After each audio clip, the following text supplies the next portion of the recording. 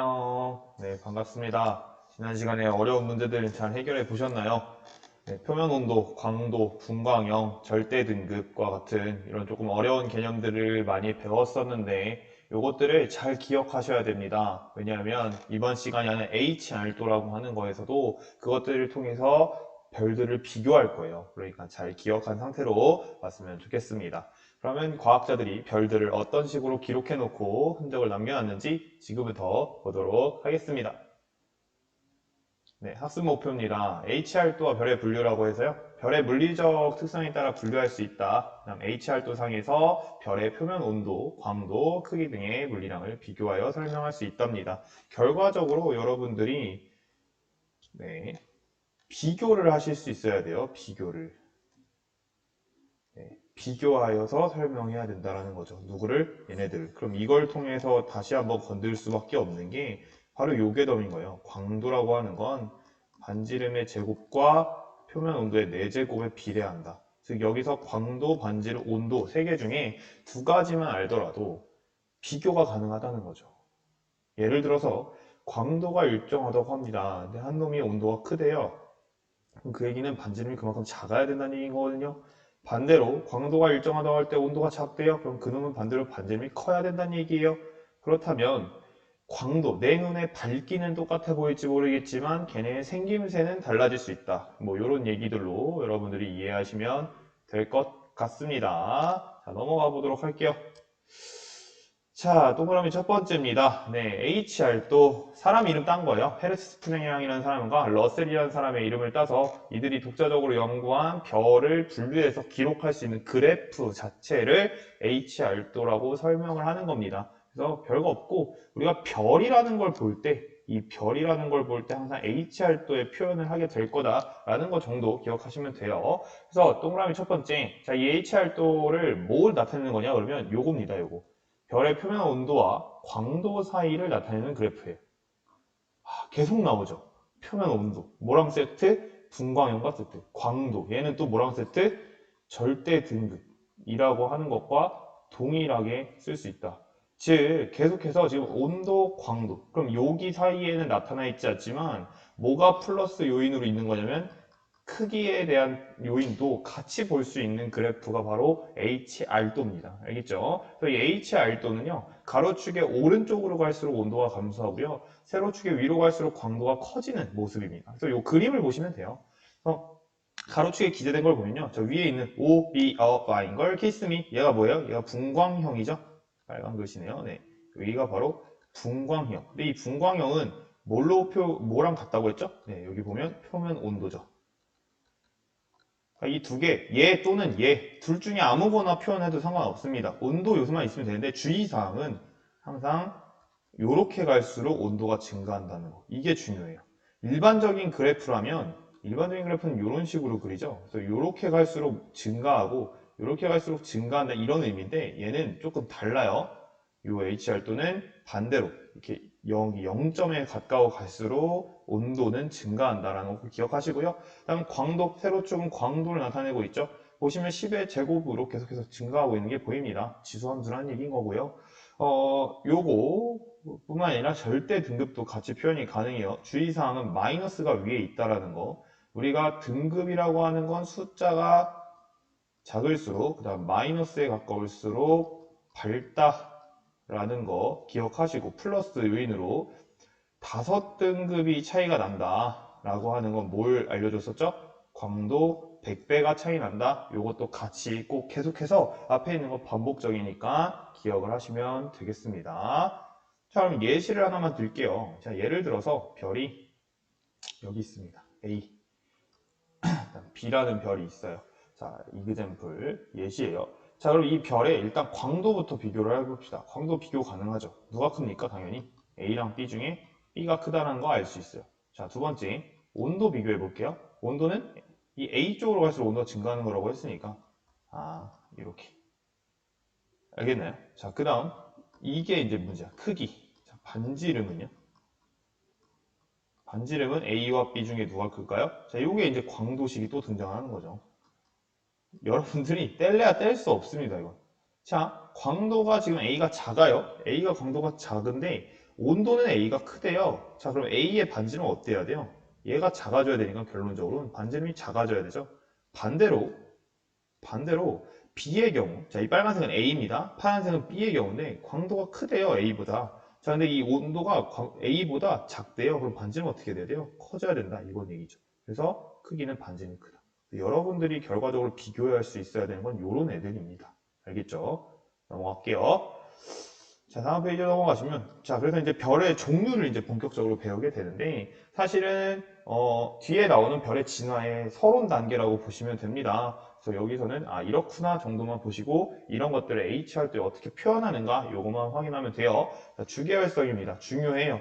우리가 흔히 말하는 별의 90%가 다 이 주계열성에 속하고요. 얘의 특징은 당연히 90% 속하고 있고요. 그 다음에 여기에 그냥 써주시면, 수소가 많아요. 수소가 많다.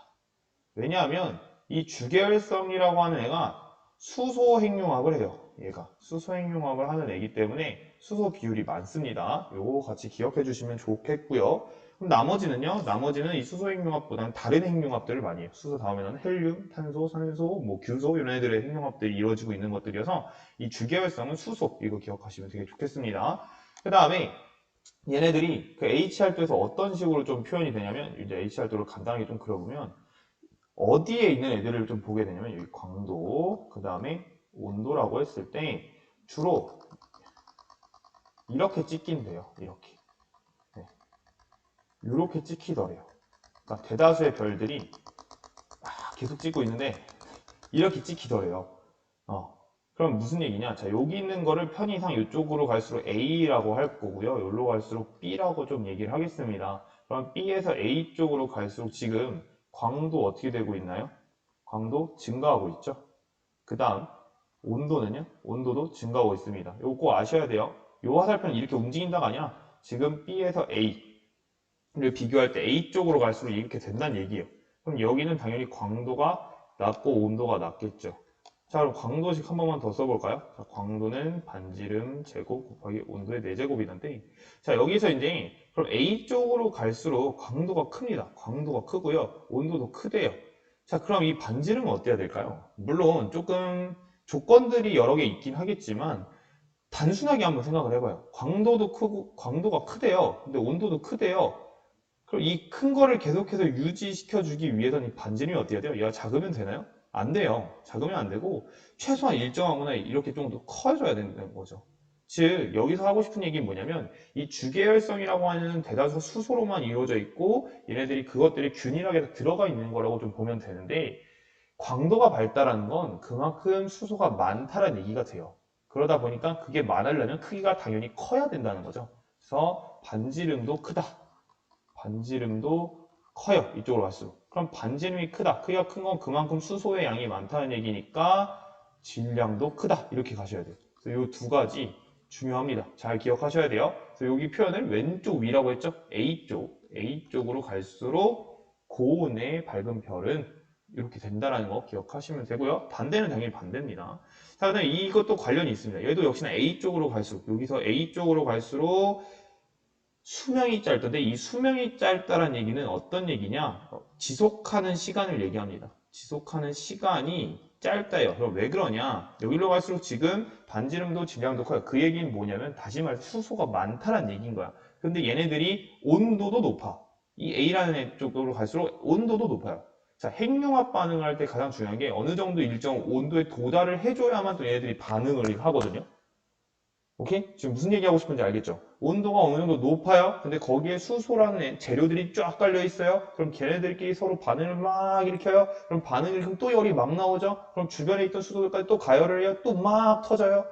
이런 거예요. 그러다 보니까 연쇄적인 작용이 아주 빠르게 일어나요. 그러니까 이 주계열성을 유지할 수 있는 기간 자체가 엄청나게 짧다라는 거 기억하셔서 제가 정리를 이렇게 했습니다. 정리를 하면 요건데 요거는 뒤에 별과 외계 행성계 할 때 엄청나게 중요합니다. 그래서 여러분이 꼭 알아두시고요. 대표적인 예시로 태양이 있다. 이 정도는 조금 기억을 해두시면 좋겠습니다. 자, 그 다음 두 번째 그룹입니다. 자, 두 번째 그룹은 제가 파란색으로 좀 표현을 할 건데, 자, 이 적색 거성인데요. 적색이다. 색깔이 적색이네. 얘 온도가 어떨 거라는 거 알 수 있어요? 낮을 거다.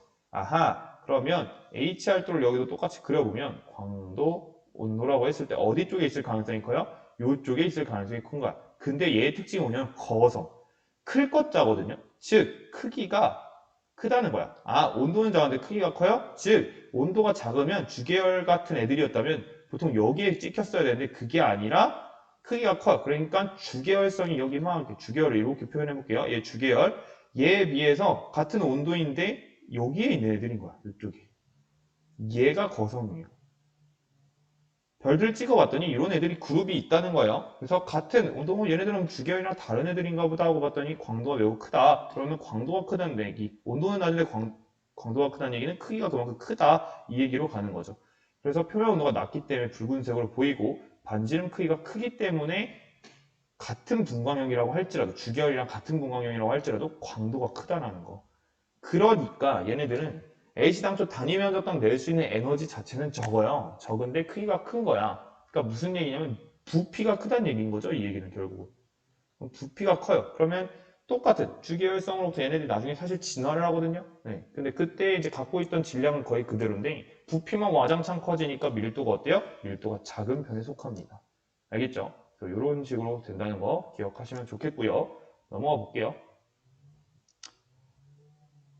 다음 세 번째 나오는 애들은 초거성이에요. 초거성은요, 아까 여기 이제 주계열성이 있었고 여기에 적색거성이 있었죠? 얘네들보다 더 위쪽에 이렇게 분포한 애들. 얘네들이 초거성입니다. 즉 적색거성보다도 같은 분광형임에도 불구하고 더 광도가 큰 애들, 혹은 걔네보다 온도도 높고 광도도 큰 애들, 얘네들을 얘기해요. 적색거성과 비슷하게 보시면 되고요. 그 얘기는 그만큼 얘도 역시 보다 크기가 크다는 얘기, 밀도가 작다, 이렇게 가시면 되겠죠. 그 다음 마지막 그룹입니다. 마지막 그룹은 이제 백색 애성인데요. 얘네들은 어디 있는 애들이냐면 그냥 여기 그릴게요. 여기 있습니다. 요거의 특징은 뭘까요? 자, 온도는 뭐하는 애들이야? 온도는 높은데 광도가 낮아요. 온도가 높은데 광도가 낮아? 그럼 크기 어떻게 돼? 크기가 작다라는 얘기인 거야. 얘는 크기가 겁나게 작은 애들이에요. 그래서 요거 기억하시면 되고, 주로 백색으로 보이니까 백색 외성이라고 붙인 거고요. 밀도가 크다, 이게 특징입니다. 왜 밀도가 크냐? 온도가 높대요. 그만큼 단위면적도 나오는 에너지량은 어마무시하다는 거야. 즉 뭔가 핵융합 반응을 일으켜서 빛을 내고 있는 그거는 어마무시한데 얘네들을 어떻게 한 거야? 꽉 잡아서 조그만 데 넣어버린 거지. 이게 되겠습니까? 그러다 보니까 밀집이 되게 돼 있다. 그래서 밀도가 크다라고 보시면 되고요. 그 다음에 요것들 외에 중성자별이나 블랙홀이라는 별들도 볼 수 있습니다. 그래서 중성자별은 태양보다 질량이 엄청나게 큰 애들이 나중에 초신성 폭발이라는 걸 하게 되거든요. 그러고 나서 다 날아가고 중성자만 남아서 막 에너지 활동을 벌이고 있는 중성자 별을 얘기하고요. 블랙홀은 그것보다 더 질량이 커서 중력이 너무 커요. 그러니까 여기는 애들 다 한 번 시켜버리는 거죠. 그래서 없애버리는 거, 끌어당겨버리는 거. 그래서 그런 걸 블랙홀이라고 하는데 여기서보다는 이건 뒤에 별에 진화할 때 좀 보시고 얘네들은 HR도 상에서 표현이 좀 힘들어요. 그래서 표현을 잘 안 합니다. 여러분들이 기억할 건 앞에 네 가지 정도 기억하시면 되고 요것들을 정리한 게 바로 요 그래프예요. 그래서 여러분들 학습지에는 요게 들어가 있을 거고요. 이렇게 네 그룹으로 좀 여러분들이 나눠서 기억하시되 얘네들의 특징과 함께 여기에 별들이 여기에 속했든 여기에 속했든 여기에 속했든 여기에 속했든 서로 비교할 수 있으면 돼요. 뭐를? 광도, 온도, 크기 최소한 이 정도는 비교하실 수 있으면 됩니다. 거기에 추가적으로 이제 질량이나 밀도까지 하는데 질량, 밀도의 경우는 특히 질량의 경우는 우리가 다른 건 못 봤고요. 요 주계열성에서의 계열만 조금 우리가 서로 비교를 했었기 때문에 여기서의 애들만 비교를 좀 잘 하시면 될 것 같습니다. 알겠죠? 그래서 여기까지 여러분들이 HR도를 잘 정리해 두시고요. 요거를 해놔야 진짜 다음에 배우게 되는 진화 과정에서도 여러분들이 무리 없이 갈 수 있어요. 지금 계속 누적인 거거든요. 광도 이런 물량, 그 다음 그 위에 HR도라는 거 배웠으면 얘네들을 통해서 진화를 배우면 이거를 또 HR도 어떻게 표현할 것인가 이렇게 갈 거니까 꼭 기억해 주시면 되겠습니다. 네, 오늘도 고생하셨습니다. 다음 시간에 문제 2개 풀 건데 그걸로 만나요. 안녕.